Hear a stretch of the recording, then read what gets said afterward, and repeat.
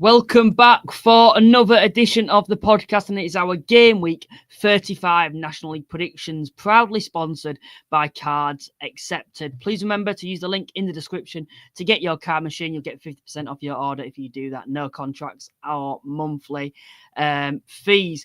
Once again, I'm joined by Paul Franklin. He's back now fully. We're going to try to keep it consistent now, but... Yeah, and we'll come on to the Predictions League shortly, but it's been a good week for you, Paul. Not so good for me. Yeah, I am. Ironically, Luke, I managed to get 3 points by predicting that York would draw 2 with Halifax. So your team did help me out, although they obviously did go 2-0 up. Helped me out by letting 2 goals in to get to that. So yeah, I managed to beat you, and that was the prediction that I think split us apart. So thanks to York and Halifax for that one. Yeah, just when I thought that result couldn't get any worse. Well, it could have got worse. We could have ended up losing, to be fair. But when I look back from that game being 2-0 up, of course, you managed to get 3 points from that. And I'd have actually got an additional point from that game, and you wouldn't have had any at all. I think if we'd have stayed in the lead when we were 2-1 up. So yeah, like 30 seconds away from still being in the lead by quite a healthy margin in this prediction league. But as it is now, we might as well be back at 0-0, to be honest. So yeah, you've certainly got a good opportunity of winning this now. You can't blow it now, Paul. But no, of course, yeah, of course, plenty to do. Oh, sorry. 2 months to go, March and April. Yeah. Big 2 months, yeah. So, starts this week. There's not many games to predict from, so we can't get a huge amount of points this week. But, yeah, let's see how we get on. See, I'm on your tail, mate. I'm on your tail. Yeah, there's 24 points up for grabs, to be fair. We'll be lucky to probably get 5 each, if we're being honest. Yeah. I think, to be honest, my predictions overall, apart from the week before you came back when I still actually lost, I think I got 9 points. And overall, since then, I think since Christmas, my predictions have actually been pretty poor. And the guest has, to be fair, probably just beaten me about most weeks since Christmas. But before Christmas, I was pretty... in a very healthy position and ahead. Anyway, we're going to come to the live chat first, discuss a few topics in the National League, and then we're going to get on with the predictions. First person in tonight, we've got Stephen Jones. He said, up the Fylde. Yeah, huge win for Fylde on Saturday, of course, beating Altrincham. You can check mine and Sam's review to Saturday's results on YouTube. There's a link to that after this. We've got Caroline as well, who's a channel member, said, hi, Luke and Paul, great result for me as a Shots fan. Aldershot, we'll have to watch tomorrow. Right. Well, it's good to see that you've tuned in for the first couple of minutes. And of course, you'll be watching this tomorrow now. So yeah, hopefully you enjoy the podcast. We've got Harry in tonight as well, a York fan. Welcome to the stream. Lee as well, we've got in tonight. Of course, a Wrexham fan who still tunes in with us. Jake is in, as said, I was always a Paul comeback investor a few weeks ago. Nice to see the predictions table investment is paying off. Jake, you've got to be on my side. And then we've got Mickey as well, who said, evening, gents, hope you're well. Paul, Matty Taylor at Solihull. Discuss. That is a topic because it's just going from bad to worse, isn't it, for Solihull Moors at the moment? Everyone's saying that they've probably got nothing to play for now. They can't get relegated, but they can't finish inside the playoffs. Who's to say they can't get relegated? Because the form they're on, I don't know where their next win's going to come from. No, I quite agree. And I'd sort of tongue-in-cheek said to a few of the Stones cast group, the Wheelstone podcast group, that, Wheelstone could end up above them, and it's not unsurmountable. It might not happen, but yeah, listen, to go away from home against Aldershot, who can score goals, we know that, but to go away from home and let 3 goals in, you'd like to think you're going to go away from home and be at least a little bit more defensively minded and make it difficult for the home team. And Aldershot were 3-0 up at half time, and the fact that they're bang out of form really as well, Aldershot, they're going to be really happy with that performance and result. And it's clear the Solihull fans aren't happy with Matt Taylor and what he's done since he's got in. I mean, he's got 1 point, which happened to be a point against Wheelstone, which was his quick return back to us after leaving us. And some would say that he was lucky to even get a point that day. So, listen, I made my views quite clear last week about Matty Taylor. There's no point banging on about it.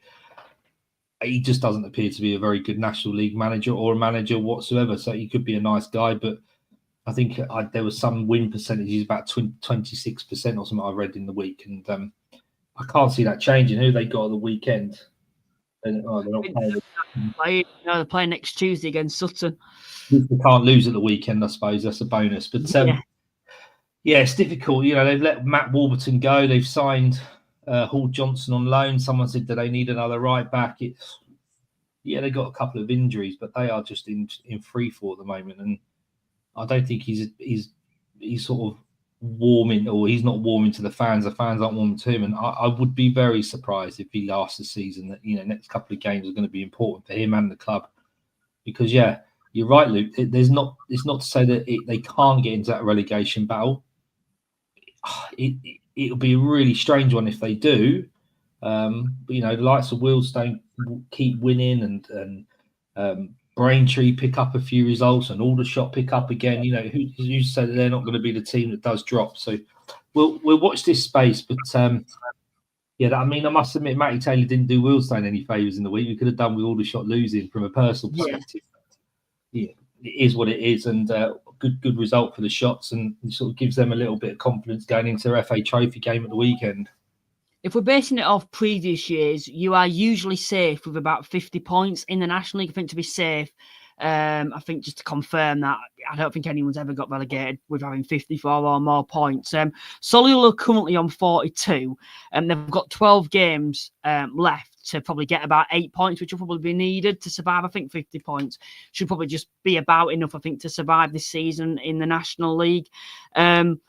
You'd like to think they can do that, but when you look at the current form, they've had no wins in 9 and only 1 draw in that time as well. It is really concerning times for them. And Matty Taylor's come in and absolutely destroyed Solihull's chances of finishing inside the playoffs this season. And I think you'd be so frustrated as a Solihull fan.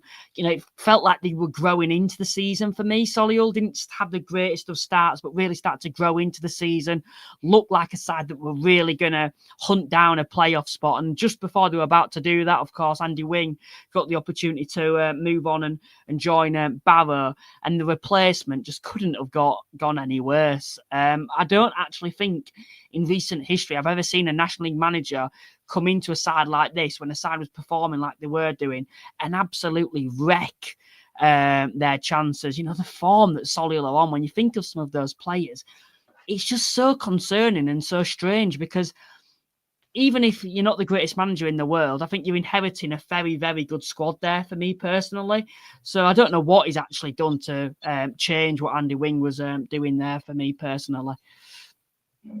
Who knows? I mean, if it's anything to go by, when you watched him play Wealdstone, or when he was managing Wealdstone, it was hard to identify a sort of a pattern, a structure. Like I said last week, it took him a long enough time to decide what his favourite 11 was and what players played in what position. So I don't know whether that's happening again at Solihull. He openly admitted in his Solihull interview that he didn't really know what the National League was about, and he knew it more then, having been at Wealdstone. So how much of his players he inherited at Solihull did he really know about? What is he learning as he goes along? And you can't learn as you get on the job. When you need results, you've got to be able to go in there and know what you're going to be doing from the outset. And I think his change from Wealdstone to Solihull was so quick that even if he wanted to try and do that, he probably wasn't able to. And if he's not abreast of National League players and the way that teams play, he's already behind the 8 ball. And that's really been proven both at Wealdstone and at Solihull this season. He just doesn't really know what he's doing. And genuinely, I don't know how much effort he puts into correcting that. Managers have to work really hard for their money. There's no two ways about it. And, they get paid good enough money at the level they're at. They still have to put in the hard yards. And I'm just not convinced Matt Taylor is one of those that does that. I could be completely wrong, but I've just got the feeling, the gut feel, what I saw at Wealdstone, that he doesn't do that. And you're going to get found out. You're going to get found out. Managers have to do their homework. They have to be diligent around who they're playing, how other teams play, how their teams play, how you can get the best out of your players. Because, within the National League, there's a reason why players are at National League level, because they do make mistakes. They can be inconsistent. And you've got to get the best out of them. And he just can't do it. He cannot do it. And we'll see. But I like I said, I'm not convinced he's going to last the rest of the season, especially if this form continues. I think one positive for Solihull Moors is, of course, Fletcher Holman, who's come in, signed from Eastbourne Borough. 3 goals in 9 for him, 2 in his previous 2 games, both from the bench as well. So you'd like to think, that he deserves a start in the next match for Solihull Moors on Tuesday night. Just speaking of an Aldershot, though, a massive 3 points for them. I think the game was won in that first half, being 3-0 up at half time. And it was much needed. I think throughout the season, I think everyone's looked at Aldershot as a side that thought that, they'll be fine from relegation. They've got enough there. And I think a lot of people were starting to believe that they could potentially slip through the net this season and actually drop down, even though the squad is probably too good to go down. But it shows a lot of character to me when the pressure really does get on you to actually be able to put 3 past the side. Of course, it's a side that are in dreadful form at the moment, but you can only beat what's in front of you. And that's exactly what Aldershot have done. Yeah, completely agree. And, they scored 3 against Hartlepool. So if you're going to score 3 goals, Luke, you've got a really good chance of winning a football match. Yeah. Without a shadow of a doubt. And they've only let 1 goal in the 2 games as well. So if you're going to start getting better up top, you start getting more frugal at the back, all of a sudden your points are going to come. It'd be a 1.3 points. And because of that, you then get momentum because actually you're starting to win. So that, the positive vibes go through the squad. There's a bit of belief, and all of a sudden, the tide will turn. 2-3 wins on the bounce. All of a sudden, you just look at it and go, the fans are going to be behind them because actually they're going to be more positive because of the performances. And we like to see our teams score goals. Yes, if you've got to go and win and get a scrappy 1-0, fine. But to be 3-0 up at half time and then have a very comfortable second half. Exactly what Aldershot need. They can ignore the league for a weekend. They can go and play in their FA Trophy game and think about Wembley and then come back to the league next week. 100%. And just looking at the other fixtures inside the National League, for all 3 other sides that were participating, there were a number of late goals to secure some points for certain sides, of course. Eastleigh versus Gateshead. Gateshead actually scored late on to go 1-0 up. And then Eastleigh managed to get a last-minute equaliser from the penalty spot as well. Of course, Eastleigh on fairly good form at the moment themselves. And I think you have to say that's a strong point as well up against the Gateshead side that have really found their rhythm again after a bit of a purple patch for them recently. And then also Tamworth versus Rochdale. Rochdale with a massive last-minute equaliser. That could be crucial come the end of the season. Of course, for Rochdale, they're an interesting side at the moment. They have got games in hand. Of course, a 10th in the league. 3 games in hand on Halifax. They would actually have to win, I believe, 2 of those and get a draw to actually go above Halifax now, which is going to take some tough doing, particularly when you look at the games coming up for Rochdale. Of course, Gateshead to play, Wigglestone as well. It won't be an easy game. They're on decent form themselves, and then of course Altrincham as well. 3 home games, but when you actually look at Rochdale's home form recently, it's been very disappointing, and it does feel like they're slightly blowing it at the moment, the chances of finishing inside the playoffs, and it doesn't help when you're looking at your Halifax and Altrinchams overall being on very good form themselves. Yeah, no, you're completely right. I mean, Rochdale have really, a bit like Oldham, they're the ones that have sort of blown a gasket, really, haven't they? And blown up at the wrong time. And the problem what you got, Luke, is like we said, it's always good to have the three games in hand, but it's nice to have the points on the board. And what's going to happen now with Rochdale, with Halifax, with Wealdstone, if you like, because they're having postponements, so we're going to have to now play Tuesday, Saturday. Now, for any squad, full time or not, that's a really difficult thing to do in the National League. So, I wouldn't want to be in Rochdale's position because they're not in the greatest form. They've sort of run out of steam a little bit and they've still got all those games to play. What they're going to hope is maybe a bit like Aldershot is get 2 or 3 wins, 2 or 3 positive performances, score a few goals, and then all of a sudden, coming into, like we said, March, April, the last 2 months of the season, is that then where they do that, they push and become the team that sort of goes from here up to here in terms of getting into that playoffs, because there's other teams around there that are doing okay. Southend we talked about last week. Eastleigh are on a great run of form. Could they get into the playoffs? Altrincham are holding firm. Halifax are holding firm. Oldham are dropping slightly.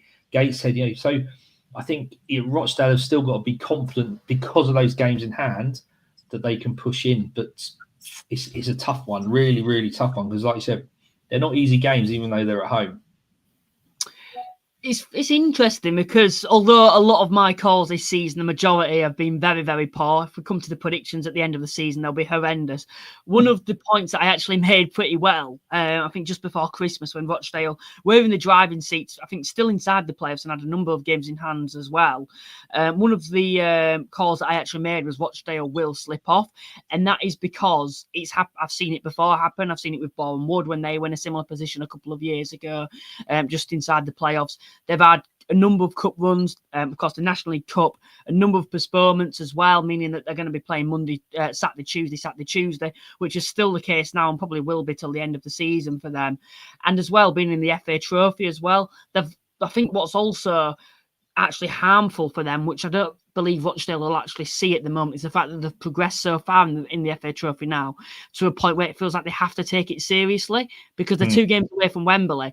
If it was the early stages of the FA Trophy and they're in this position now, they could just think, you know what, it's unlikely we're going to get to Wembley anyway. We've got to win probably 5 or 6 games. Let's prioritise the National League. Whereas now they're 2 games away from Wembley.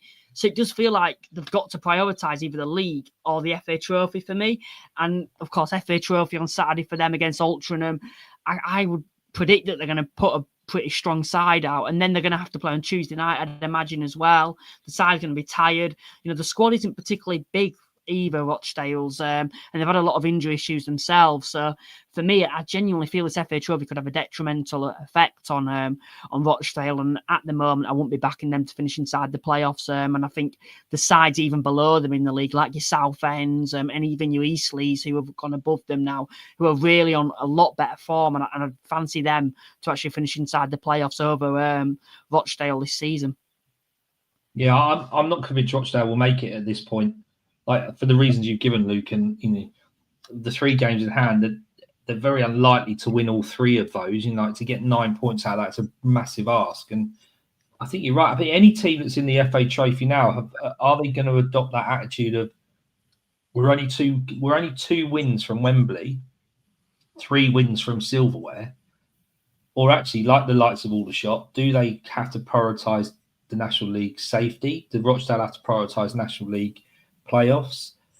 Actually, does the Rochdale have a different mentality to it because they're not on a good run of form, whereas Aldershot will because they are on a good run of form, and actually winning becomes a habit and it doesn't matter what competition you play in. So I suppose it's really difficult to see and understand how these managers are going to think, because as a fan, I would be thinking, right, well, can we get to Wembley? But also as a fan, you'd be like, well, we do need to be in the National League or the EFL if you're looking at someone like Rochdale. So a real conundrum for these managers now and the squad. And what they've also got to think about, Luke, is if the managers decide to rotate like they do from Premier League down in cup competitions, FA Cup, EFL trophies and all that sort of stuff, the players that do come in that are probably want some minutes under their belt, coming back from injury, got to prove themselves. It's a real good statement for them with 2 months to go of the season to sort of say to the manager, right, I'm backing your plans. What do you think? And go out and prove yourself and not turn in a performance that will give the manager that decision, say, well, I'm not going to select you for the rest of the season now because I've got my 15 and you can't force your way into it. So, there's a benefit there for some of the fringe players, some of the injured players, maybe who might get minutes in these games. But it depends how the manager's mindset and philosophy is. Arguably as well, Rochdale left 3 of their best players on the bench as well on Tuesday night in Alawakia, Devante Rodney and Cairo Mitchell. Of course, Cairo Mitchell came on to get that last-minute equaliser. So that's an interesting point as well, the fact that you're benching 3 of your best players, which assumes to me that perhaps he's saving those players for Saturday's game versus Altrincham. So it does feel like a competition that Rochdale will be taking seriously, and you'd expect them to, particularly at this point. And I'm sure it'll have been a long time. I don't actually know the time when Rochdale were last at Wembley, but I'd have thought it would have been when they got promoted from League 2 into League 1. The last time Rochdale got to Wembley. So, it is an opportunity for them, but I don't know. I think maybe from a Halifax fan's perspective, for myself, we've been to Wembley twice, quite recent. I think I'd rather us finish inside the playoffs this season if Halifax were in Rochdale's position than actually get a trip to Wembley. But to be fair, I think Jim McNulty will be looking at this and saying, who says we can't do both? But for me personally, I think it'll be one or the other. But anyway, of course, final game as well that was played on Tuesday evening. Of course, Maidenhead versus York City. Another late show for York City.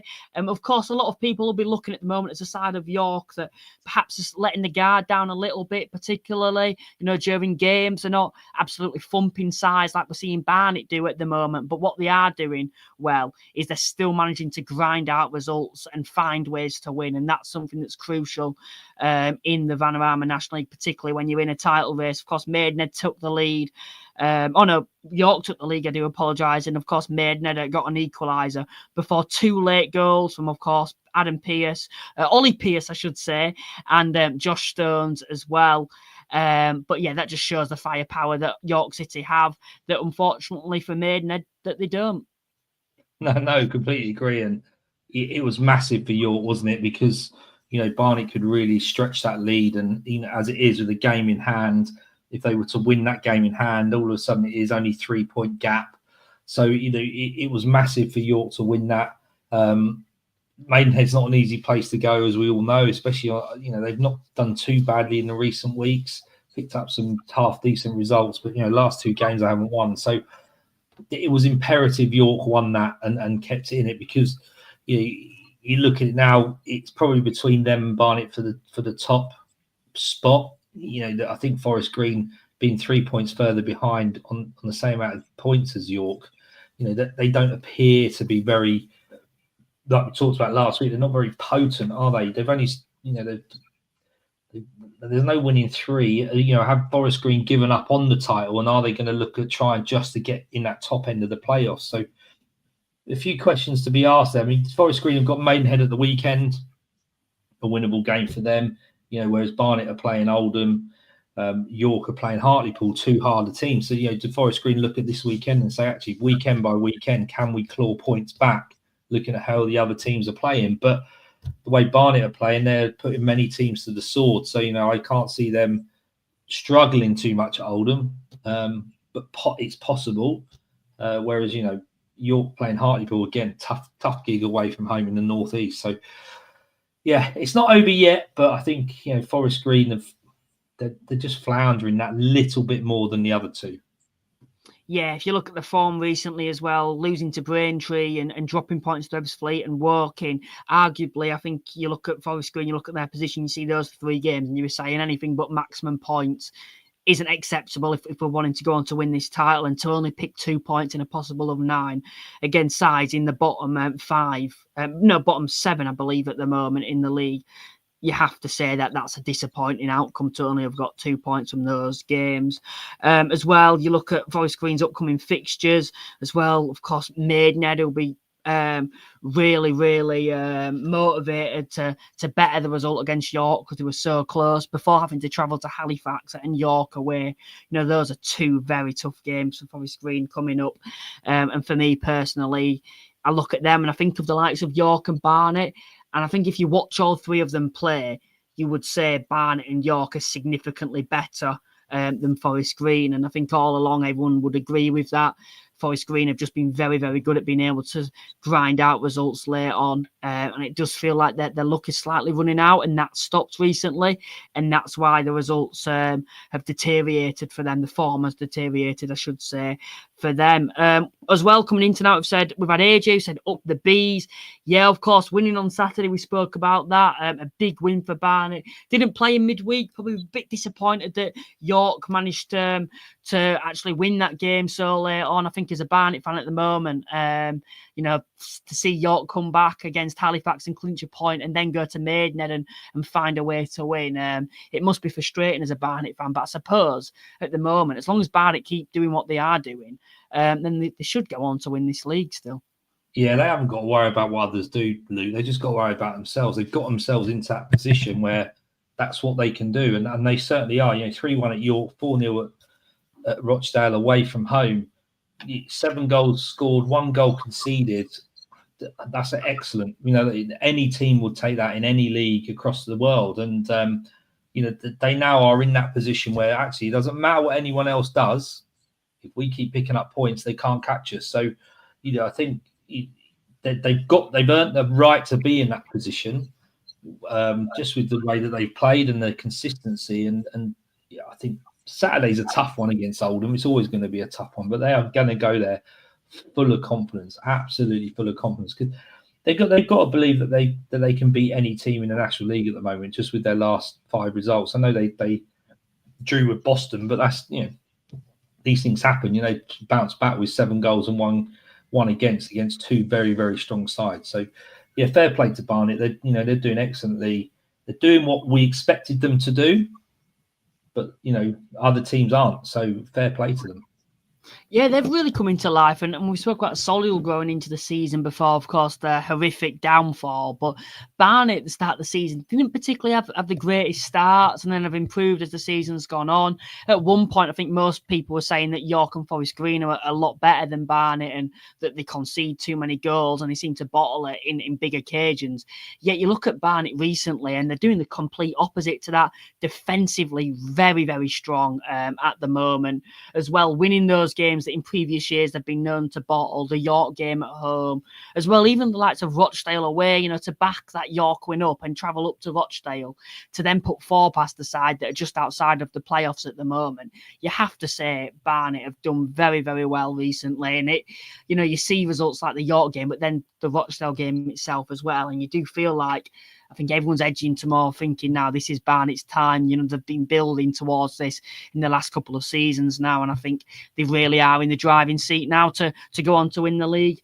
I still think there'll be a lot of twists and turns. I think we both know this division too much to say otherwise, but it certainly is in their hands at the moment, isn't it? Yeah, without a doubt. And Dean Brennan's done very well.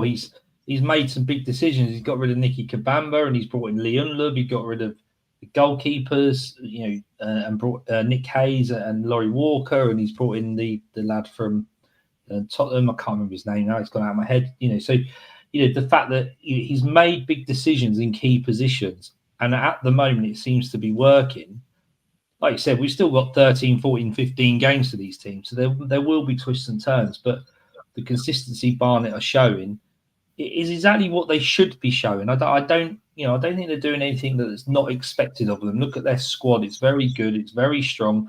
I know they've got fans that are probably moaning at Tony Kleanthos for not going and investing in certain players, whilst they're on top. But they have done very well in terms of what they've invested in, the loans they brought in, what's complemented what he already had.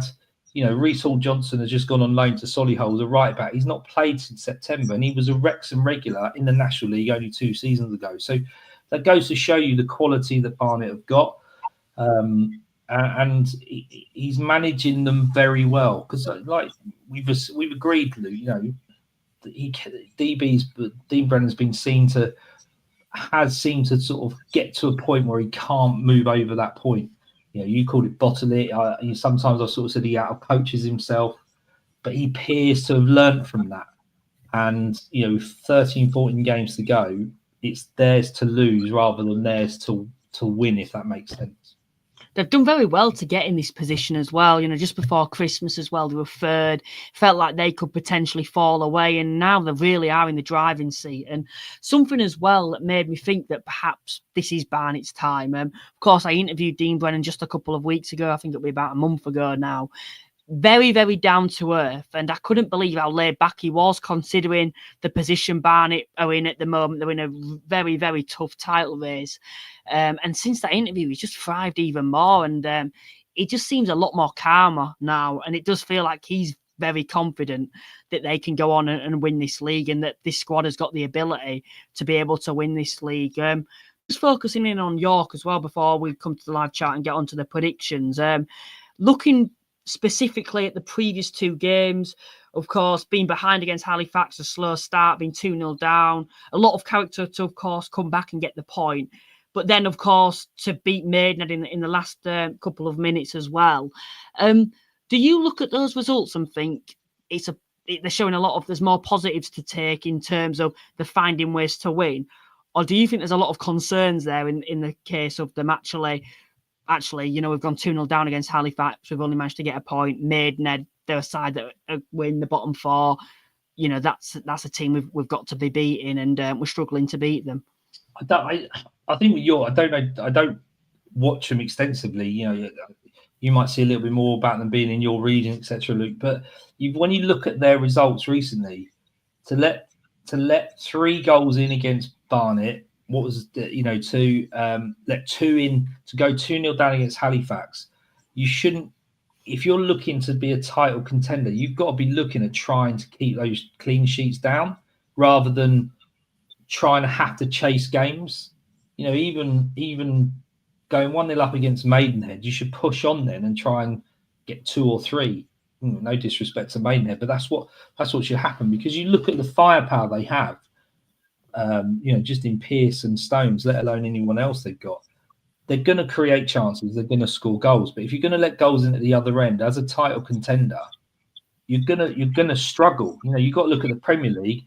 Arsenal's the other way around. They don't let any goals in. They haven't got anyone to score goals. And look what's happened to them. They can't.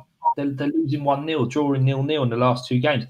It's no different. Whatever league you go into, the best teams are good in defence and they're good in attack. Essentially, they're good in both boxes. Whereas other teams in the National League are good box to box.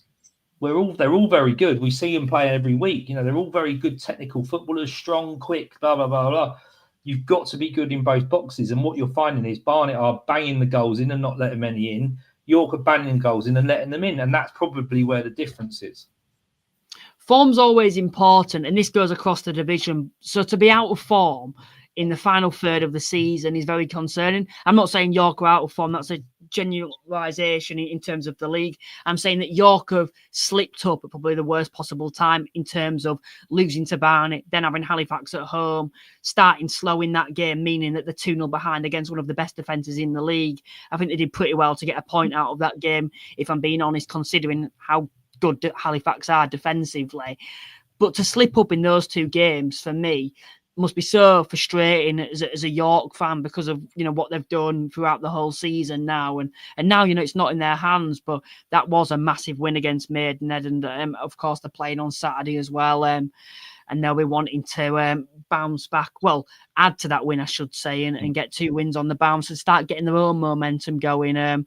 But when I speak about form across the division at the worst possible time, I'm meaning the likes of Dagenham. Of course, going to come on to them shortly, but you look at their form. I think they haven't won in 9 themselves. It might even be worse than that now under Lewis Young, which is a major concern for them. Of course, they've got Boston at the weekend. We'll be coming on to that game very shortly. Harry's come in and said, Halifax, it's happened again. No, it hasn't. We got a point out of that game. We went to York to get something out of the game, and that's something that we did, and a very good point for us. How I see it now, I expected Altrincham to beat Fylde.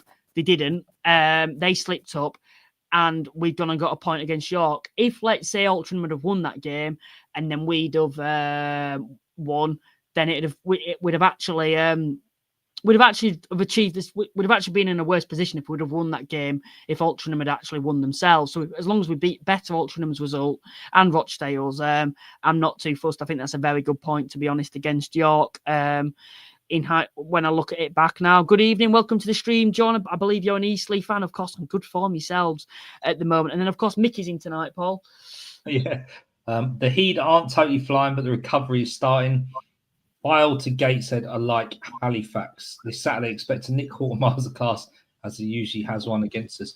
I mean, Nick Horton's capable of having a masterclass against anyone. Luke, you've waxed lyrical about him in the pod over the last couple of years, and there's a little bit of a surprise that he's still with that AFC Fylde. With all due respect to them, you expect him to be, knocking on the door or people knocking on the door for them. Teams higher up the National League, because he clearly is a class actor at that level. But the fact that Gateshead aren't totally flying, I'm not sure that's too much of an issue with Gateshead, because like we've talked about, the stop-start nature of the rebuild nature of their club over the last 2 seasons is incredible. And the fact that they're not totally flying and they're still holding their own in the playoffs is a brilliant achievement. And I say it most weeks, it's incredible what they do because of what they are as a club. They're not the biggest. in any aspect, but they just know what succession planning looks like. They know how to implement it. They get people who want to work for them. They get players who want to play for them. And that's a massive factor when you've got a club of the size of Gateshead. So listen, you don't have to be flying. You just got to be solid. And that's exactly what Gateshead are at the moment. End of the season, as long as they're inside the playoffs, then they've succeeded, haven't they, Gateshead? And, they're well on track to getting that home tie. I actually think now it's not out of the question for them to get that third spot, because one of the three, if it is Forest Green, I personally believe it, in the next upcoming weeks, they're going to realise that they're probably not inside this title race. I can't see them keeping up with Barnet and York. I think there's already a bit of a gap created there for me that suggests that they're not going to be in this title race for much longer if people still see them as being in the title race. And when they have to come to terms with that, they're going to be, I think, very disappointed, because throughout the season they've been looking to actually go on to win this title. And I think Gateshead may be able to overtake them, when they realise that the playoffs is the best bet now, because I think they'll probably be focusing on that too much and may let the guard down. And that's potentially when Gateshead can overtake them in that third spot. And I think if I was a Gateshead fan, that'd be what I'd be looking to at the moment, which is a massive contrast to how a lot of Gateshead fans and pundits were also saying about Gateshead only a couple of weeks ago, when everyone was saying that they could potentially still fall out of the playoffs this season. So they've certainly done well to get their act together, and it does feel now there's a bit more it's a bit more comfortable there. There's a bit more stability within the side now. They've got that rhythm again that they had in that first half of the season. And once Gateshead do have that rhythm, they're often successful and dangerous, and a side that a lot of sides fear of, to be honest, playing against. Of course, Lee's coming tonight. And I actually asked you a question, Paul. Paul, did you see Stumpeg's vlog about Wealdstone? It was a good watch. Yes, I did, Lee. We were aware that it was going to be happening. We were waiting for it to come out. I don't know if many know, but that is my dulcet tones in the commentary about 3 or 4 minutes in for a few seconds around the Barnet commentary. So I was pleased to make an appearance. I'm very honoured to make an appearance. And Adam Hills, who's part of the Stones cast crew, who's a real statistician, Luke knows him as well. He did a really great job with Stumpeg to sort of the potted history of Wealdstone and where we're at and where we've been. So I'm glad you enjoyed it, Lee. Hopefully many of the listeners also did, and have an appreciation of what we are as a football club and where we've been and where we hope to go. But please share it far and wide. And I know Stumpeg's got quite a lot of followers, and she's a real good pundit blogger. She knows her onions. So it was nice to have her on board and her show us a bit of respect. She's really underrated as well, in that footballing industry. If I'm being honest, there's a lot of vlog. I don't know if you class them as vloggers or if you class them as documentary makers. I'll just say content creators. But there's a lot of content creators who've changed their style as they've got bigger. For example, when I was a lot younger, maybe it's because I've got older, but I think a lot of people agree with this. I don't know if you're aware of him, Paul, but it's a guy called Fogden, used to do Bolton vlogs. I used to love watching him when I was about 10-year-old. A massive inspiration, I'll be honest, into starting YouTube. And it does feel in the last couple of years, he's really changed his content, and not in a good way. He's become a lot more arrogant now. He's made it more about him than the club. Been quite disrespectful as well to a lot of football clubs. Something a lot of people respected about him was that he covered the lower leagues. He'd actually go into the National League every so often. Now it just seems to feel like he goes where the followers are. And you'd never see him anywhere like Halifax or Wealdstone, where people like Stumpeg have always remained consistent in the fact that their content, they've actually covered and given sides like Wealdstone exposure, and Halifax in the past as well, over the pitch issues that we've had in the past. Another big name as well who deserves a lot of credit in that industry, who does similar, is obviously Ellis Clappenham, I believe it is, from Away Days. He's a great content creator as well, who covers a lot of the National League too.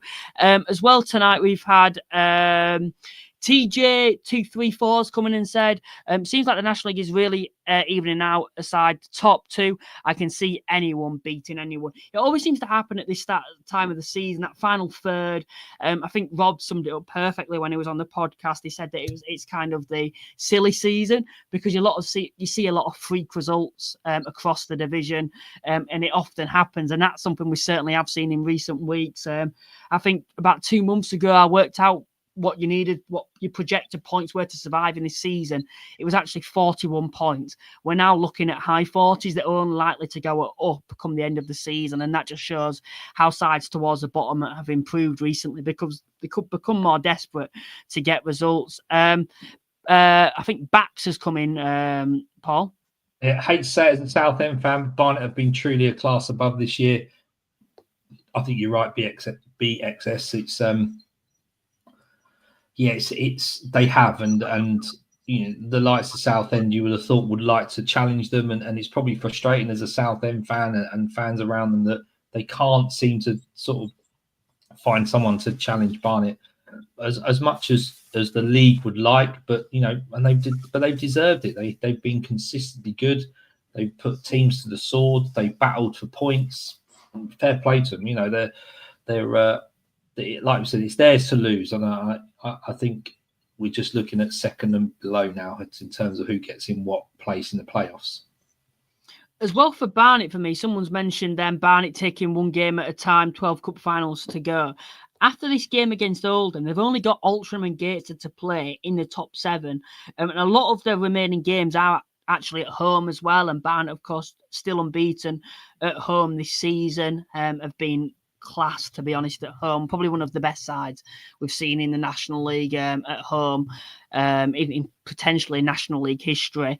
So for me, overall, you know, you look at Barnet, it does feel like they really are in the driving seat compared to York. I think York have got some really tough games still. They've still got to play Forest Green. They've still got to play Altrincham, Gateshead away, Oldham at home, and of course Rochdale as well. You know, there's some very, very tough games in there, and Eastleigh even on the final day, that could potentially be a huge game for both clubs if Eastleigh could finish inside the playoffs this season or no. Someone said big up York. Someone's mentioned also it's Barnet's to lose now. We're probably at a point where we can come on to the predictions. Of course, we're 42 minutes in, only 8 games to predict this game week, so 24 points to play for if we can get 3 points in every single game. To be honest, half of that is a very, very, very good score. But these are the stuff on the doors at the moment. I need to remove that logo, to be honest, because it's getting in the way of the amount of points that I've scored. But I scored 3 points last game week. Not the greatest of game weeks for myself. Paul, you've come back in style. 7 points on the board. You needed that break, and you've had time to really recover, I suppose, and get your act in the game. Yeah, I have, mate. It's I was quite surprised. Like I said, the 2-2 draw for York, so for York and Halifax. So I've got to thank York for that, because that sort of divided us really. But I think it's difficult to predict, because like someone just said, you know, anyone can beat anyone. It is silly season. It's, you know, the teams now can't strengthen. The squads are what they are. You're going to start getting injuries. They're Saturday, Tuesday for some teams. You're going to get suspensions where players are getting the 5+ yellow cards, 10+ yellow cards. So, you know, they're going to have to utilise their squads, and that's why I think it sort of can even out that little bit more as well. And hence why they call it the Vanarama, Luke. Anyone can beat anyone, all scrapping for. And I think that's probably the good thing about only one going up. I know we all want 2 going up. Only having 1 going up, so then you've got everyone who wants to try and get the playoffs. You've got 4 who could go down. There's only really 3 or 4 positions in the middle of the table that aren't affected right till the end of the season. I think that really helps the league as a spectacle, especially if you're a neutral. It doesn't quite help if you're a fan of one of these teams that's either trying to get promoted or trying to save their relegation battles. But it's 8 games to predict this weekend. I did sit there this evening just before the pod and think, right, what can I do? And I started to try it. And you know what? You can overanalyze it. So you've got to go with gut feel. And I think, again, that's what I've gone for. And we'll see how we get on.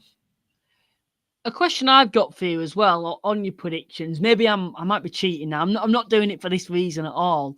But when you look at games, how do you actually analyze it? For example, do you think, I think Luke's probably going to have gone for that prediction? That's an obvious one. Maybe I should change. Or do you actually just go with, no, I think these are going to win? For example, maybe like Dagenham and Boston. Dagenham probably still just favourites going into this one. You might think, oh, Luke will say Dagenham are going to win. So I'm going to actually say Boston will win, or do you genuinely just go with your gut? No, I don't think about what you're going to do, Luke, because I just, it doesn't make any difference whatsoever, because what I tend to look at is what they've done in the last 5 games, if they're playing home and away, who they're playing against, how many goals they've scored compared to what the other team may have scored over the last few games, just to get an idea of where they might be. And obviously that gut feel of seeing some of these teams live, watching them against Wealdstone and, on the television and through the social media highlights. So you kind of start to get a gut feel, but that only takes you so far, as you can probably tell, because, neither of us really score massively each week, because it is so unpredictable. So no, I don't worry about you put, Luke, because if we both put 1-1 draw, then it doesn't. Yeah, for example, it doesn't really matter if it's 1-1. We both get 3 points, but the gap don't close though. Is it? That's the only thing. Yeah, but it's just so hard. And I genuinely sit there at 4:45, 5 o'clock, and sort of sometimes got the results in front of me. I'm begging Tamworth to score a goal, or Barnet to let a goal in, or somewhere just to get me a couple more points. But and it can change so much over that sort of hour and a half that they're playing. You think I'm doing quite well, and then a few goals go in, and all of a sudden your predictions have gone to pot. So no, a real tough one. It's good fun to do. I sit there on a Thursday and sort of go through it and go, right, what can we do? And it's so hard not just to put sort of 1-0 for every game or 1-1, but you've got to try and think how many might they score, what they might let in, because what they've done, who they're playing. So yeah, I'll be honest. That's my science anyway. Yeah, I'll be honest. When I do the predictions throughout the season, I don't really think about your predictions at all.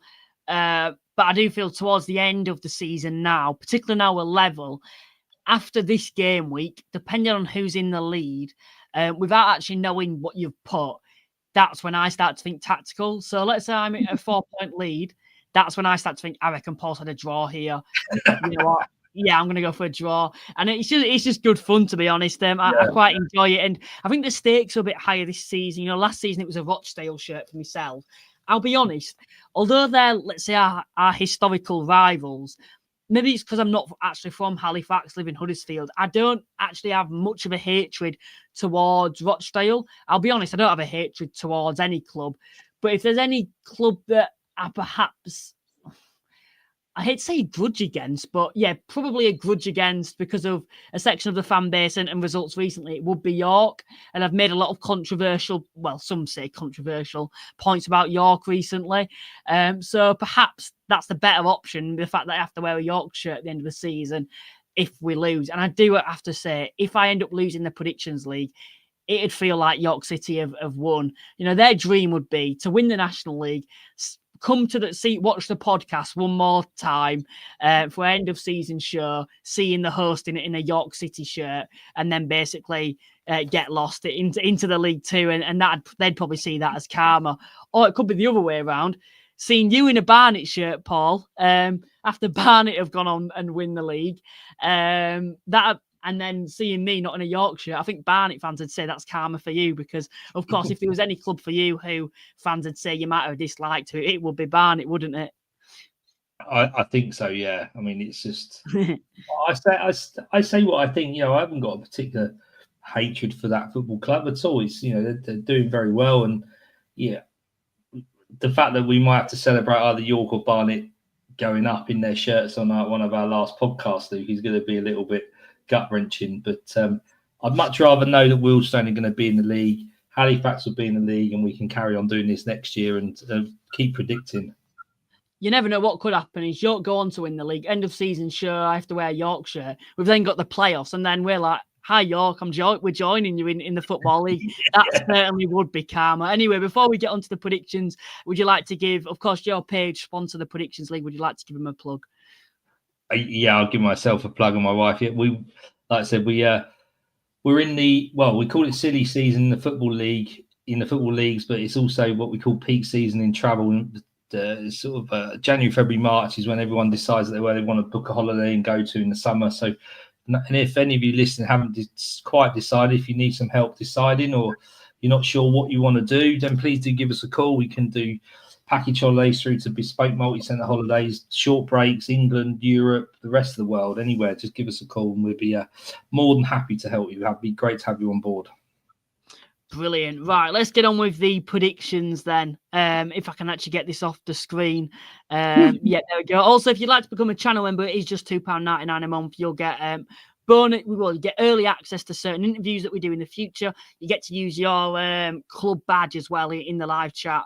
And if you have any other suggestions, then please let me know and I will try and implement them. Anyway, one question that I did want to ask you tonight, I think when we were talking about Eastleigh and Southend and Rochdale and all those clubs just outside of the playoffs this season, I was going to ask you then, but I thought it'd be a better chance where you can actually see the table now.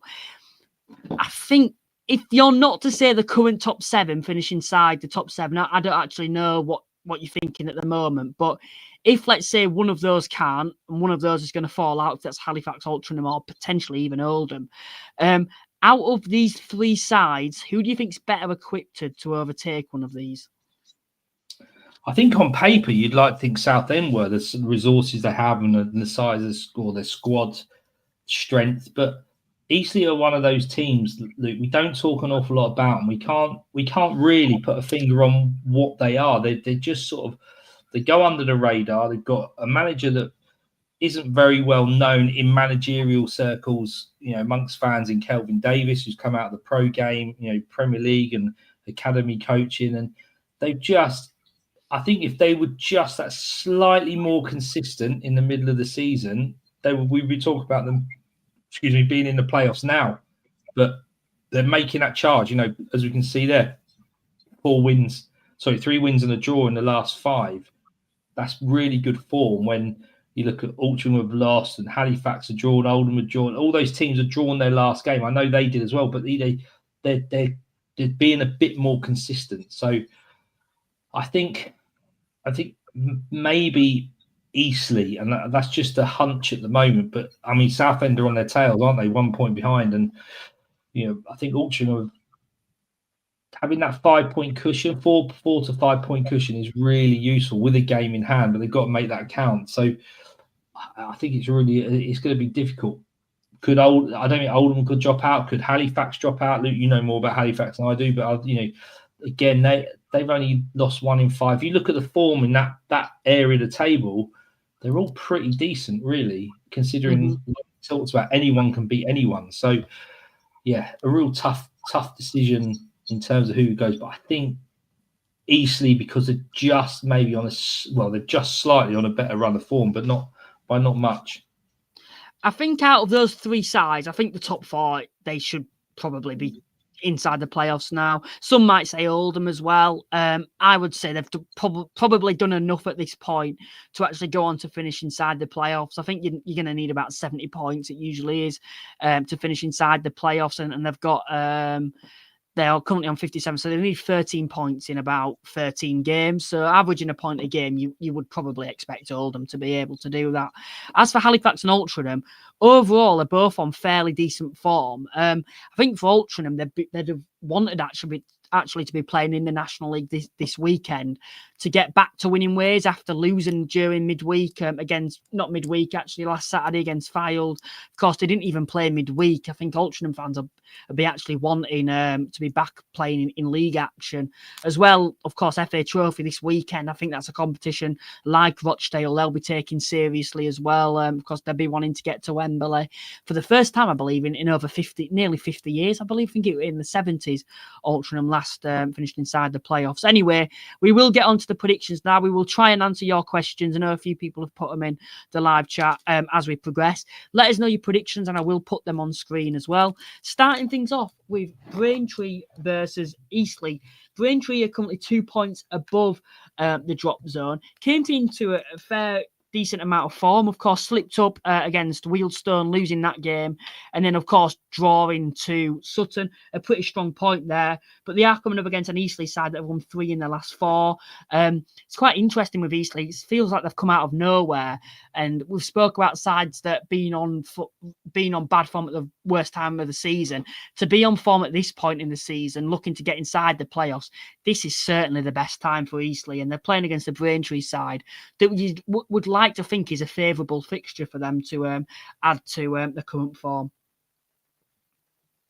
Yeah, without a doubt. It's, if you look at Southend, who next to them are playing Yeovil, and we'll talk about that in a moment, you know, that on paper may be a tougher assignment for Southend than it is for Eastleigh, both being away from home. And again, what it sort of does is it strengthens their position, because if they both them and Southend and Eastleigh win, they're strengthening their position with points on the board and putting the ball in the court of those that aren't playing at the weekend to say, right, you've got 1 game, 2 games in hand, go and try and win them, because you've got to try and catch us back up. So Braintree, I think they're probably, will they have enough? It's a really difficult one. They need points. They're only 2 above the drop zone, you know. But if they don't win on Saturday, for the likes of someone like Wealdstone have then got 2 games in hand on them at a similar number of points, and all of a sudden they can see themselves dropping in. And I think the problem with Braintree, not Eastleigh, is that they're only scoring 1 goal at a time. If you look at their last 5 games, they're either scoring none or 1. Now you need to score. If you're going to be letting goals in like they seem to be, because they're near the bottom of the league, you need to be scoring more than 1 a game to try and get you some points. So I think, you know, although Braintree are at home, they're not going to have liked the fact they lost to Wealdstone in the manner they did just a couple of weeks ago. You know, that's going to affect them a little bit. And I think Eastleigh are going to win. It'll be tight. So I've gone with Eastleigh 2, Braintree 1. I've actually gone for a 1-1 draw. If you look at Eastleigh's recent form, of course, the saying is you can only beat what's in front of you. But they played against an Aldershot side that overall, apart from the recent 2 victories, weren't on very good form at the time. Of course, still towards the bottom of the table. A Dagenham side that are probably the most out of form side in the division at the moment. A Boston side that I think after that result are pretty much down now. And then to get a point against the Gateshead side and be quite fortunate to get a point out of that game. For me, I look at those 4 fixtures, and yes, to get 10 points out of those 4 games is pretty impressive, and that's why they're in the position they are in now. I don't think Eastleigh should really get too ahead of themselves as well. We've seen them, they've gone through a lot of purple patches this season. They've got to a point where they'll have a good run of games. They'll then have an awful amount of games. They're very, very, they're the probably most inconsistent side in the league, if that makes sense. For example, at the moment, decent form, but as soon as they have that defeat, they seem to have a large amount of defeats on the bounce. And against the Braintree side that are fighting for their lives at the moment, I think this will be a draw. I'm going to actually go for a 1-1 draw for this game. You know, Braintree, a very good point against Sutton in midweek. I think the only game recently where they'll feel a bit disappointed about is probably that Wealdstone game.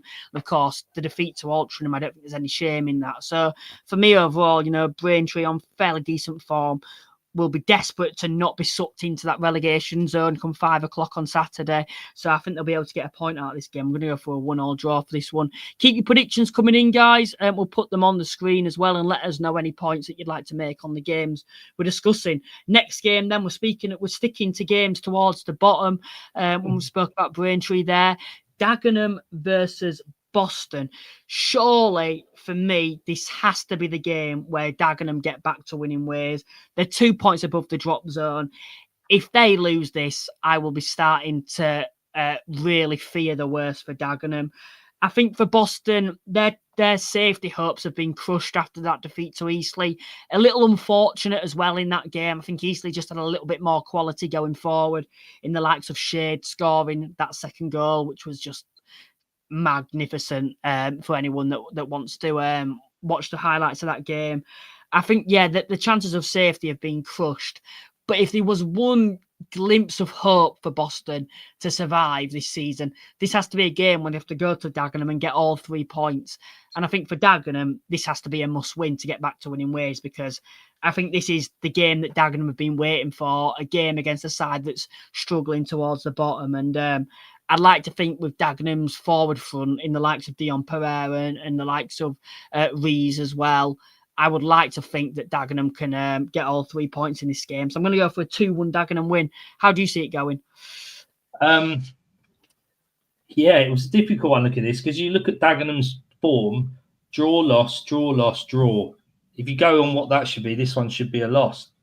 Problem is, you know, you look at Boston, They have got 3 games in hand, but they are 12 points behind. So, are Boston playing for pride, or do they have a real desire or belief that they can get out of the bottom 4 because they've got those 3 games in hand? One of those is against Wealdstone, which is a good one for both teams to try and pick up points. I don't think it's possible for them to get 12 points. They haven't won enough games for us to think they could win 3 and 3, those 3 in a row. Daggers have to win, Luke. Otherwise they're going to be dragged into the relegation zone. We've seen on social media, interviews with the chairman, and they've lost the captain, and they've got a rookie manager, and real difficult time for them. I have gone for a 1-1 draw because I think it's one of those relegation 6-pointers that neither team will want to lose. Can they believe they can win? Probably. Do they want to lose it? Probably not. So I think it's going to be a real sort of battle there, and I've gone with a 1-1 draw. I kind of disagree in the fact I actually think a draw for both teams would be the worst possible result. Boston are currently 10 points. Actually, no, they're actually 12 points adrift out of safety at the moment. It's highly unlikely that they're going to survive. I think they actually, in the final 16 games, they're going to need to probably win about 9 of them to survive this season. And I think Dagenham away has to be seen as a must-win. As for Dagenham, they're only 2 points above safety. If they can win this, they'd be up to 36 points. They would have a bit of breathing space. So for me personally, I think both sides will be looking to win this game. I agree. I agree exactly what you're saying. I think my gut feel is that that's what they want to do, but at the same time, they don't want to lose.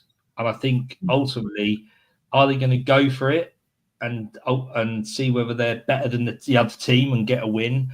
Or are they going to get to a point where they cancel each other out because actually they don't want to lose? It's a real difficult one. The first goal in this game, if a goal is scored, is going to be hugely important because that team has then got something to hold on to. So that's why I've gone with the 1-1 draw. But I agree with what you're saying is both teams will want to win, but I've just got that feeling that they won't want to lose either. And I think that will affect their performances a little bit. Yeah, I get what you're saying on that point as well, especially because I think it would have major consequences on both sides' season if they lose. I actually think a draw for Boston, though, would have major consequences because I think then there would literally be no hope of them surviving this season. Whereas if Dagenham lose, I think everyone will be backing them to actually get relegated because it'd be then the case of a bit like Solihull where you'd be thinking, where's this next win going to come from? And they're certainly need to get back on track and have a good end to the season to climb away from this drop zone at the moment. Moving on to the next one. Ebbsfleet versus Tamworth. Perhaps this is one of my freak results of the game week. I've actually gone for a 2-0 Ebbsfleet win. They've had 1 win all season, but I see this as a game for Ebbsfleet. If they are going to get another win this season, I think this is a winnable game. Tamworth at the moment, not on the best of form overall, haven't won it in 6 games, 4 draws in that time as well. And I think for me, Ebbsfleet, overall, we have seen them seen signs of improvements in recent weeks. Of course, going to Wealdstone, I think they actually went 2-0 up there against Wealdstone, of course, before losing that game. Of course, they went down to 10 men as well. A good point against Forest Green, pretty competitive against York. Actually took the lead, but it was offside there. A good point against Rochdale. I feel like that second win is coming for Ebbsfleet, and I think against the Tamworth side, for me, that aren't in the best of form at the moment, I think this is a perfect opportunity for them being at home as well to win. So I'm going to go for a 2-0 Ebbsfleet win. How do you see this one going? I've gone for the reverse, actually. I've gone with Ebbsfleet 0, Tamworth 2. I agree, apart from Solihull and a couple of other teams, Tamworth's form, depending on how you like stats, is poor, or it could be haven't lost it, only lost 1 in 5, but haven't won in 5. So I think Tamworth need to sort of start turning those draws into wins. I don't think they're in any particular danger. 41 points at the moment. Like you said, was 46, 47, 48 points going to be good enough for them? But if you look at Dagenham, Ebbsfleet, if they win, Tamworth have then played 35 games, probably more than most in that bottom half. Could they end up being such an... I don't think so. I saw them play the other day against Wealdstone and they did a real good job on them. They are what they are. They haven't got any star names. They're all National League North or National Premier League sort of players that have stepped up to this grade and are acquitting themselves very, very well. So, yeah, I've gone with a Tamworth 2-0 win, but I see what you say about Ebbsfleet. Their performances probably don't warrant the results they've got. They've certainly improved under Josh Wright, but look, they've got one win in 34 games. I think you're right. A win may come along, but I'm not sure it will come on Saturday. Interesting one. I think from Tamworth's perspective, currently, of course, on 41 points, they're going to need 3 big wins to confirm safety this season. Now, they've done so well. Something we have mentioned is the fact that Tamworth could potentially slip off towards the end of the season. Of course, they're part-time still. They have, I think, they like them being part-time compared to other sides.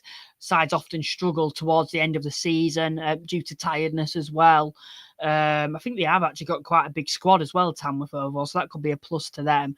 But I think I've always said that I feel like they're going to struggle towards the end of the season, perhaps.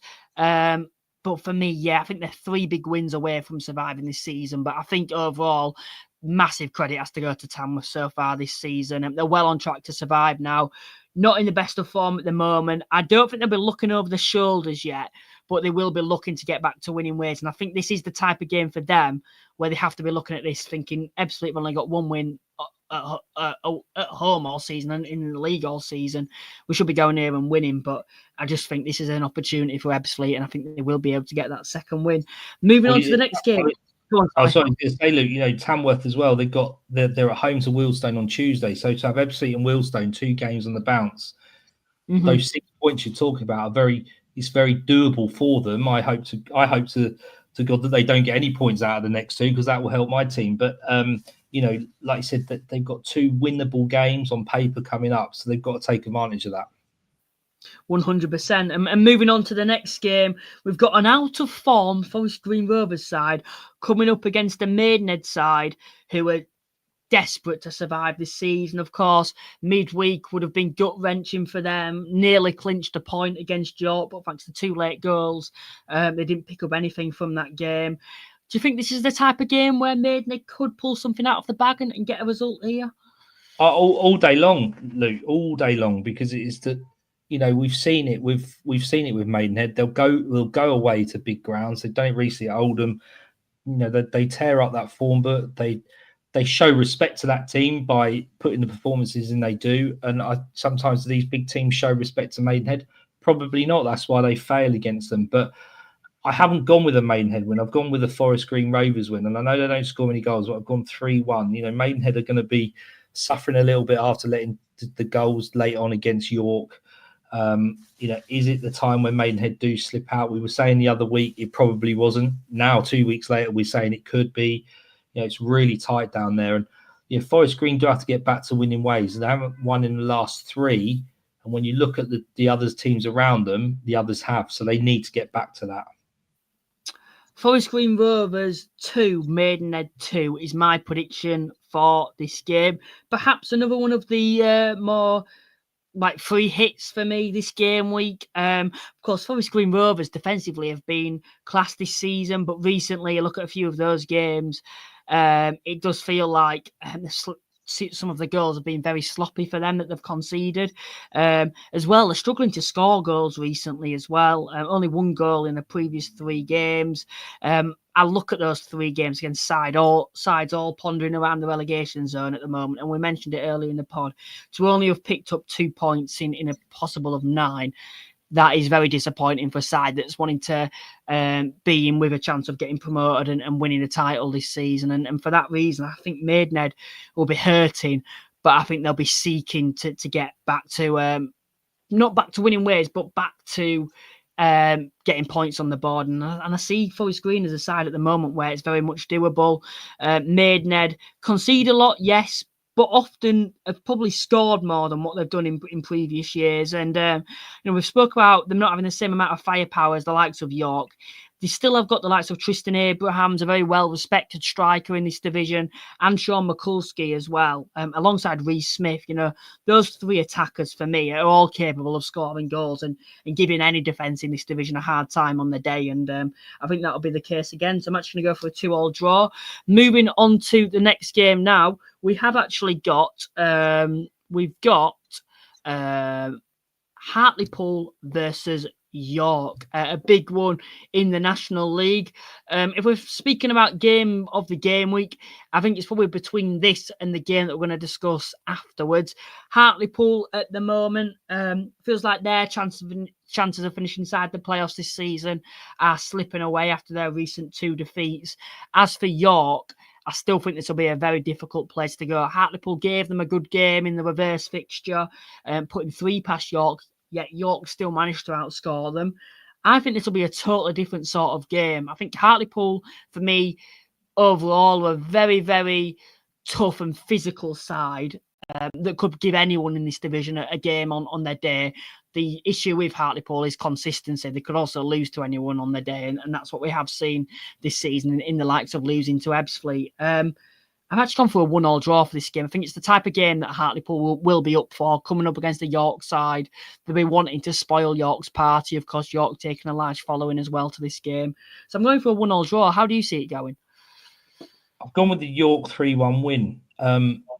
Hartlepool haven't won in the last 4, and if you look at their goal difference, they're basically the bottom of the top half in 12th. They're the only team with a negative goal difference, and that's a real challenge for them. They haven't scored enough goals. Haven't let in a massive amount, probably more than most, but it's not a massive amount. So I think York are going to be buoyed by the fact that they did win against Maidenhead. They should expect to win against Maidenhead, but they did win, and they ground that result out. Hartlepool, like you said, Luke, we thought just some weeks ago that they were pulling themselves up and then they're going to get in those playoffs. And Lenny Lawrence has stepped away. Anthony Limbrick has come in. I don't know whether that had any negative effect, because you look at their performances and their results is probably not what they wanted. But do they just consolidate now? They're not going to go down. They're unlikely to go up. Are they planning for next year? Will Limbrick get the job full time? I don't know how that sits. Whether he has been given a permanent role or whether he's just there till the end of the season. So I think York are the ones that are going to push for the win. Probably not saying Hartlepool don't want to win, but I think York are going to be the ones that are going to have to sort of put the pressure on and dictate what they want out of this game. And I think York will win 3-1. Only 3 sides this season have managed to go to Hartlepool and win there. It does seem to be a difficult place to go. I think overall, you look at Hartlepool's season, it's been a very underwhelming season for me. I think there were a lot of high hopes with the investment in the summer there, and they've just not lived up to the expectations this season, unfortunately for them. But at home this season, although they've drawn an awful amount of games, even away end at home this season, they're a very hard side to beat at home. I think only Altrincham and Rochdale, and the other side has gone out of my head who they lost to, are the sides that have actually managed to beat them at Hartlepool's ground this season. So yeah, I'm going to go for a 1-1 draw for this game. Moving on to the next one, then we will actually go to Yeovil versus Southend. The battle of the defences, you could say, 2 of the best defences in the league. Yet going forward, they're both that is both the downfall this season and why they're not currently both sat inside the playoffs. For me personally, Yeovil, do they have too much to play for? I think the more optimistic fans will still feel they'll win with a shout of finishing inside the playoffs. Southend very much within a shot of finishing inside the playoffs this season. I think we can both agree this will be low scoring. Have you gone for a low scoring result? No, funny enough, I've gone for 2-2. I don't know why, but I think it's one of those freak results where I think it will just turn form on its head. Yeovil are at home, and that's always a bit of a benefit to them, although I know that their fans have been a little bit unsettled over the last couple of weeks, either with their chairman and moaning about Mark Cooper, the manager. But Yeovil fans have got to put this into perspective, Lou. They were in the National League 2 seasons ago. They went out without a whimper. Mark Cooper got them promoted last year at a canter, really. They didn't really break sweat, to be honest. And then they've come back in and they're one of the promoted sides. You've got to remember that they've not been in this league, for a couple of years now. They're yo-yoing. Yes, they've got every bit of potential to be up in that playoff positions, and that's probably where they should be in the near future. But if Yeovil finish in the top 10, you've got to see that as being successful.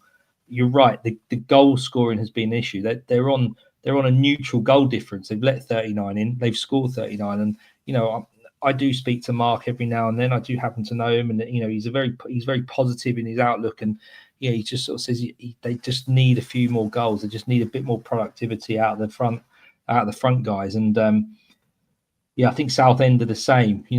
But they've been really good recently, Southend, and I think they're going to be kicking themselves if they don't get in those playoffs because of their early form in the league is going to be detrimental to where they finish at the end of it. But I think a good football match. I have gone with 2-2, but it probably will end up 0-0. But there you go. I've gone for a different result. Just speaking on both sides, of course, both sides defensively very strong this season. Yeovil, I believe, have conceded just 39 goals, I should say, this season. And as for Southend as well, they've conceded 35 themselves. So two of the better defences in the division, yet Yeovil have only managed to score 39 and Southend have only actually managed to score 40. If you look at home form for particularly Yeovil, they are actually 20th in the league this season based on home form. They've only managed to pick up 20 points in 16 games at home. They've actually picked more points on the road this season than they have at Hewish Park. As for me, Southend aside really looking to hunt down a playoff spot. I think this game will be decided by one goal. I think it'll either go to Yeovil or Southend. And I think because of the fact Yeovil are so poor at home, Southend really trying to get a bit of momentum up like they are doing at the moment and turning a few of those draws into wins to finish inside the playoffs this season. And I think this is a game for me where I think they'll be able to take all 3 points, and I'm actually going to go for a 1-0 Southend win. Like I said, I think the first goal will be crucial, and I think that'll decide the match for me personally if it's not going to be a 0-0. So I'm going to go for a 1-0 Southend win. Moving on to the next one, Gateshead versus Fylde. This is the game that is, of course, televised on DAZN. A more interesting game now and harder one to predict after Fylde actually managed to pick all 3 points up away at Altrincham. One of the more unpredictable results of the game week, with Altrincham being in such good form prior to that game and Fylde being in such poor form themselves. Also, a stat for this game as well. It depends how much you read into this. Gateshead seem to have a lot of bogey teams, Halifax being one, but Fylde are also a bogey team to Gateshead. Over 11 matches since Gateshead last beat AFC Fylde. Do you read too much into previous form, Paul, between the two sides? No, but I maybe should because of the prediction I made. But that's a good stat. I had no idea that they had that bit of a hoodoo over them. I mean, look, Fylde have changed their management. They put a management team in until the end of the season. They got a brilliant result at the weekend against a strong Altrincham side, and they're going to go with that, full of confidence, aren't they? Up to Gateshead. It's not a long journey for them, I don't suppose. So, it could be a worse journey for Fylde. I don't look into that, but maybe I should, because I've actually gone for Gateshead to win 3-0, Luke. So it'll probably be the other way around. But Mickey, the Heed fan, will be loving the fact I've gone with a Gateshead 3-0 win. I've found this game one of the hardest games to predict this game week. It's a really hard one to judge. Gateshead are doing significantly better in the league. I've actually gone for Gateshead to win this game. I don't think you can... It's hard not to, but then again, there's nothing to suggest that Fylde can go here and win apart from that win against Altrincham. But what I find hard is actually the history between the two sides. Can Gateshead finally beat Fylde? For me, you'd like to think so. But last season, I think both sides were in similar positions and Gateshead failed to beat them on 2 occasions. I think this will be quite an entertaining one, this. I think if you're a neutral looking at a National League game, this is one of the games to watch. I think both sides going forward are very good. Fylde are particularly well known for conceding a lot as well themselves. But like I've said, if you look at Fylde's wins this season, they've come far and short between. But what I will say about Fylde's wins, a lot of them have come against the so-called better sides in the division. I think they've actually beaten Southend this season. Solihull have beaten. They may not be classed as one of the better sides now, but Halifax, Altrincham, the list goes on. Even picking a point up against Oldham and actually beating Gateshead in the reverse fixture as well, I believe. So for me, overall, it's a tough one to predict this game. I think the lazy eye would, of course, back Gateshead to win this one. I've actually gone for a 2-2 draw for this one. Like I've said, Gateshead will be looking to try sneak third this season, but yeah, it's a tough one to predict this. I'm going to go for a 2-2 draw, and it's quite hard to explain, but I think recent meetings for me has a big reason on why I'm actually going for a draw for this one. So yeah, I'm going to go for a 2-2 draw. Moving on to the next game now is, of course, the final game of the game week. Oldham versus Barnet. What would you say game of the game week is, Paul, before we come on to this? Do you think it is this one? I think fifth versus first. I would go with, this is a real National League clash of bigger teams, isn't it? Big teams and sort of good National League players, ex-EFL players, playing in the National League, wanting to get back up into the EFL. Listen, Oldham, we thought we were getting better at home and making Boundary Park a bit of a fortress. Is that really the case? They've drawn with Altrincham at home. They've drawn with Sutton at home. I don't know what to say about Oldham, Luke. I find it really difficult because they flatter to deceive, and like we said earlier in the season, they look like they got their act together. Mickey Mellon looked like he'd already settled his squad, got rid of some of the players that probably weren't doing it, and then he lost a few and he changed a few, and it's just not clicked again, is it? I've gone with a 2-2 draw. Now, gut feel is that Barnet are playing every team off the park to a point. But it's a tough place to go to, and Oldham has still got to believe they can get at least third. They're going to fancy it, but it's going to be a tough one. And I've gone with that high-scoring 2-2 draw. Again, I think this is more on a gut feel than anything else. But it could easily be Barnet 4, Oldham 1. The way that Oldham are, but Oldham fans hopefully will agree with me that they've got to start winning somewhere, somehow. And nothing will be better than trying to get points out of the team that are leading the chase at the moment. The squad's been dismantled at Oldham, and I think they haven't been the same side since prior to Christmas when they lost the likes of Stones. But I don't actually think Stones is actually the biggest loss for Oldham. I think it's Sam Clucas leaving in the midfield. He's a player that is actually doing well in League One, I believe, now, which says a lot about him. Of course, a previous Premier League player. Of course, ex-players who age, of course, lose certain aspects of the game as they get older, things like pace. But there's certain aspects that remain the same throughout the career. So you've got certain types to his game that could probably still play in the Premier League, if that makes sense. A lot of people think that's an absolute stupid take. But Sam Clucas is a great player, and to lose him is going to be a significant loss, no matter what the age at the moment. Of course, they've looked to invest in the window to replace the players that they've lost. And I just don't think the players they've replaced are up to the same standards. I'm not saying they're all bad signings, but it's very hard to replace Sam Clucas. It's hard to replace Stones. Billy Waters coming in for me. I love him to bits, what he did at Halifax. Of course, himself is aging at the moment. I don't particularly think he fits into that Oldham system, if I'm being honest. I thought it was a bit of a weird one. Of course, for him, it makes sense. It's quite local to Halifax. An improvement on his wage at the time. Oldham doing a lot better in the league as well. But it was quite I think probably not the best move for Billy Waters himself in terms of him, his actual being able to get the best out of him.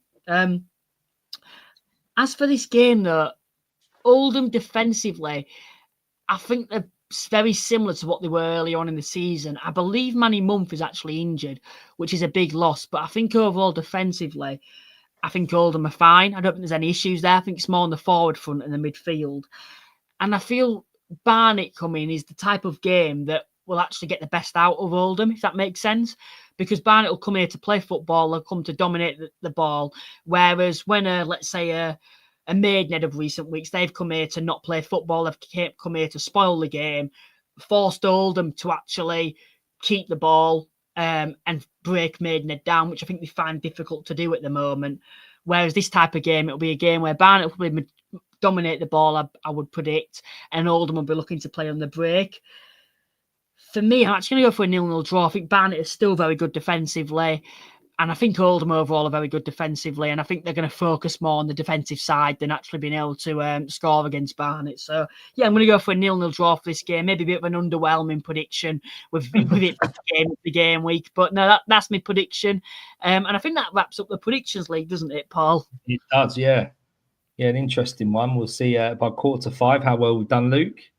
Some interesting choices there, to be honest. So these are the scores on the doors from the previous game weeks: 141 points to 141 points. For those that are new to the podcast, I think I've been in the lead for the majority of the season. Paul went away on holiday. Got a few National League experts, let's call them, to come in, getting back within a shot, getting back in the game, you could say. And then, Paul has come back. And after a break, to be fair to him, he's done pretty well and managed to get a whopping 7 points, which is very good compared to my 3, I suppose. Listen, Luke, it's a marathon, not a sprint. And I can only thank Sam and Rob for stepping in and getting me up towards and sort of on your tail, and now hopefully I can get beyond you. Yeah, was it the Prem? Which season was it? When I think they were the Premier League. Was it Man United v Arsenal? And I think was Arsenal at the top for the majority. Might be the other way around, but I think Arsenal were at the top for like 3/4 of the season, and then Man United in the final quarter just managed to somehow win the title. It could just turn into something like that, to be honest. Yeah, we'll see. We'll see. Listen, our predictions change as much as the National League does, week by week. And 1 week we're in form, the next week we're not. So, listen, it's a really difficult one. If I was a National League team, I'd probably be one of those mid-table inconsistent teams at the moment. I think we both would be, to be honest, based on the scores. Please remember to, of course, like and subscribe to the podcast. Of course, if you'd like to help me out and become a channel member, it is just £2.99 a month. You get to use custom emojis in the live chat for your club. For example, I think if you're a Barnet fan, you can use the Barnet emoji. So if that's something that interests you, then you can, of course, do that. As well, you will get early access to interviews. For example, the Dean Brennan interview we did, I think you got like 3 days early access to that. And of course, I'm looking to introduce more perks without taking anything away from the average viewer as well, whilst I do that too. As well, check out our sponsors cards accepted. That really does go a long way. You can check them out, share them about to your supporters clubs and people that you're well aware of that own businesses as well. That would be much appreciated. They're a great company, as well as a link in the description to do that. You get 50% off your card machine.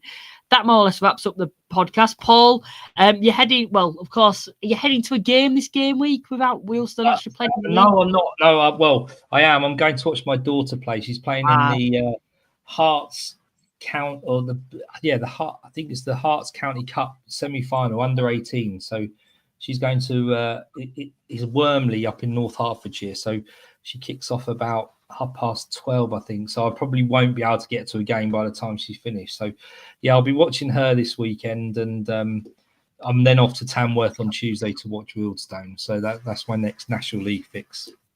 Fair enough. Tuesday night, there's a full fixture list, so we could be, if we can, we could be tempted to do our predictions for Tuesday night as well, with it being a full fixture list. But yeah, it's a big game week. This, hopefully, I can do better than you on the points. Of course, neither side's actually playing. I won't be heading to any game this game. We could be sitting at home watching as many National League games as I can, but we're flicking through them all. But no, I appreciate everyone who's tuned in tonight. Please remember to like and subscribe, and we will see you next time. Bye for now.